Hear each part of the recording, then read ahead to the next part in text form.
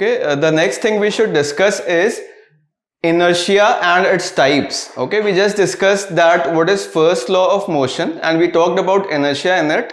So let us now talk about inertia in a little bit more detail. Okay, so what is inertia? It is property by virtue of which a body resists change in its state of rest or of uniform motion. Okay, so any body, we just discussed that if any body is there and it is at rest, it requires some external force to start moving, or otherwise if a body is moving with uniform motion, it requires a force to change its state of motion, right? So for everything a force is required. Why? Due to this property which is called inertia. Okay, the measurement of inertia is done in terms of mass. Heavier the body, that is more the mass of a body, more is the inertia property in it. Okay, so if you want to move a ball of plastic, suppose, okay, this is a plastic ball suppose, and if I ask you to throw it to 10 meters, the effort required will be very less, right? Obviously this plastic ball can be thrown to any distance very easily. But suppose if I give you same size ball made of stone, tab kya hoga? Can you easily throw it to the same distance? It will become difficult for you, right? So what has increased? Plastic ki ball halki hogi, its mass will be less. And if I talk about stone ball, तो clearly उसका जो मास होगा वो बहुत ज्यादा होगा और उसकी इनर्शिया की जो प्रॉपर्टी होगी वो क्या हो जाएगी? ज्यादा हो जाएगी, right? So more effort will be required to change in its state of rest, या अगर मूव कर रही है तो state of uniform motion, right? तो अगर मैं बात करूं बेटा कि टाइप्स ऑफ इनर्शिया, तो देखो inertia are of 3 type. Inertia of क्या? तो इनर्शिया ऑफ रेस्ट. सबसे पहला जो टाइप है वो है क्या बेटा? Inertia of rest. मतलब कि अगर एक बॉडी है वो रेस्ट में है तो उसका जो स्टेट ऑफ रेस्ट है वो अचानक से चेंज नहीं होगा until and unless you apply some extra force. ठीक है, वैसे ही दूसरा क्या होता है? Inertia of uniform motion in straight line. ठीक है, पहले तो यही लिख देता हूं कि इनर्शिया ऑफ मोशन, तो अगर वो बॉडी मूव कर रही है uniformly in a straight line तो उसकी स्पीड जो है अचानक से आप चेंज नहीं कर सकते हो. ठीक है, विदाउट अप्लाइंग सम फोर्स. और तीसरा क्या हो जाएगा यहां पे? Inertia of direction. जैसे कि मैंने अभी बात की थी आपसे थोड़ी देर पहले कि if there is a cart suppose and it is moving in a straight line, okay, on a flat road, और वो किसी v वेलोसिटी से बच्चे जा रही है स्ट्रेट लाइन में, राइट? और अगर अब आप उसको रोकना चाहते हो तो आपको फोर्स चाहिए, उसको और स्पीड देना चाहते हो तो आपको फोर्स चाहिए. तो वो तो क्या हो गया भाई कि मोशन का इनर्शिया हो गया. थर्ड क्या है? सपोज करो इस रोड में आगे जाकर के राइट टर्न आ जाए. Suppose the road now turns rightwards. अब क्या ये कार्ट आगे जाकर के राइट डायरेक्शन में टर्न ले लेगी अपने आप? No, it will not happen, right? उसके लिए आपको क्या करना पड़ेगा? एक फोर्स लगाना पड़ेगा in the right direction to steer it right. आपको स्टीयर करना होगा rightwards by applying an external force. तो उसके लिए भी आपको क्या चाहिए बेटा? एक एक्सटर्नल फोर्स चाहिए. तो 3 टाइप के इनर्शिया की बात की मैंने, rest, motion and direction, right? तो इस इनर्शिया की ये बात हो गई. और मैंने फिर से ये बात बोलना चाहूंगा कि इनर्शिया को मेजर किसके टर्म्स में करते हैं बेटा? मास के टर्म्स में करते हैं. ओके, चलो नेक्स्ट बात पे चलते हैं बच्चों. See, Newton's second law. तो फर्स्ट लॉ के बाद हम यहां पे डिस्कस करेंगे what is Newton's second law. Okay, तो let us first read its statement and then continue. देखो बहुत ही सिंपल सी स्टेटमेंट है, आपने प्रीवियस क्लासेस में भी you have studied it. Okay, so I am just repeating it. Rate of change of momentum of a body is proportional to the applied force and takes place in the direction in which force is acting. Okay, तो देखो यहां पे अगर मैं बात करूं mathematically, ठीक है, तो force is equal to rate of change of momentum. यहां पे p क्या है बेटा? What is p here? Linear momentum है. ठीक है, P is equal to what, m into v vector, ठीक है। मोमेंटम आप जानते हो it is a vector quantity, okay, in the previous classes also you have studied.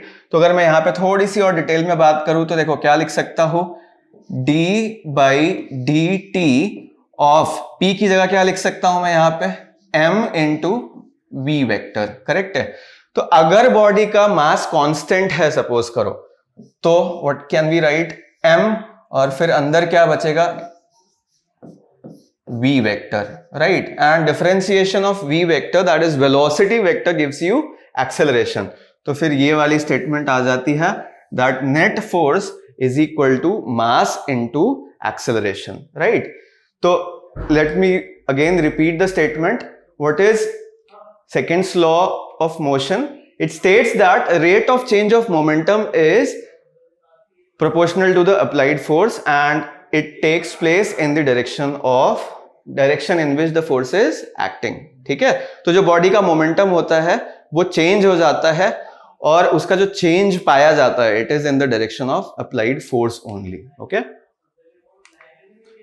ठीक है। तो इस पर डिस्कशन हुआ हमारा। तो जैसे एक बहुत ही सिंपल सी बात करूं मैं कि if there is a block, it is kept on a rigid surface, okay, smooth surface, no friction is there, and now if I apply some force, suppose F is equal to how much, suppose 4 Newton, okay, we know that force is measured in Newton, so I have applied 4 Newton in the forward direction and suppose its mass is 2 kg। तो आप directly क्या मिलेगा आपको कि भाई अगर मैं simply use करूं तो एक ही फोर्स है इसके पास हॉरिजॉन्टल डायरेक्शन में, right. So force is equal to mass into acceleration. तो यहां पे देखो फोर्स हमें पता है, मास हमें पता है, we can calculate acceleration. This is very simple thing. तो इसको हम बहुत ही ज्यादा डीप में बात करेंगे इस पर लेटर ऑन, ठीक है। तो सिंपल से एक्सेलरेशन की इंफॉर्मेशन निकालने के लिए ये स्टेटमेंट बहुत ही काम की होती है, right. And to study the motion of different bodies in different conditions, this will be helping you, okay। चलो एक बहुत ही सिंपल सा क्वेश्चन हम लोग यहां पे अटेम्प्ट करते हैं। There is a body isolated from everything, it is not touching any other body, ठीक है, and two forces F1 and F2 act on this 2 kg मास। यहां पे एक बॉडी है, स्मॉल पार्टिकल m मास का, ओके, और उस पे दो फोर्सेस लगे हुए हैं as shown in the diagram. देखो F is directly acting like this in the x direction and at 120 degree with F1 there is one more force F2, ठीक है। F1 and F2 have magnitudes 10 Newton, ठीक है, and we have to find the acceleration of the body। तो पहली बात तो क्या है कि अगर एक्सेलरेशन की बात आई है we should go to the second law of motion, ठीक है। डायरेक्टली क्या लिखूंगा मैं, F net is equal to mass into acceleration, correct है। F net निकालने के लिए देखो यार एक बार directly we should use the formula to get the resultant vector where angle and magnitudes are given. तो ठीक है, अगर मैं सपोज करूं पैरेललोग्राम बनाने की कोशिश करूं, यहाँ पे पैरेललोग्राम लॉ से देखो रिजल्टेंट तो कुछ इस डायरेक्शन में आएगा। You can see that this body will actually move somewhere between F1 and F2, right. तो वो कितना फोर्स होगा वो निकाल लेते हैं। सपोज करो कि इन दोनों फोर्सेस का जो रिजल्टेंट है वो कुछ Fr है, राइट, और F net we can say.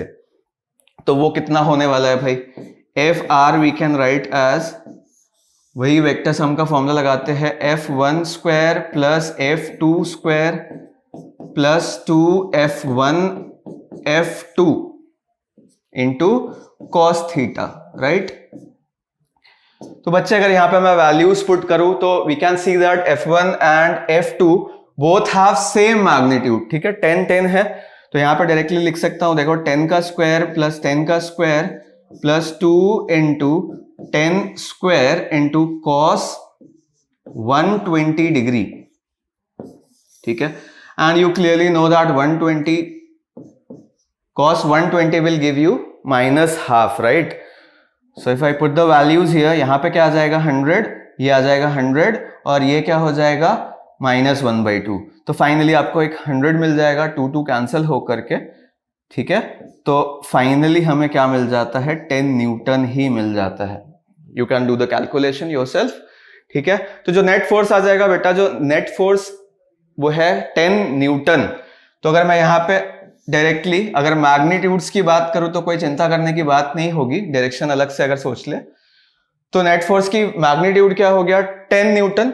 Now if I put the value of mass m is 2 kg, right, and into acceleration. So acceleration of this block or this particle will be 5 metre per second square.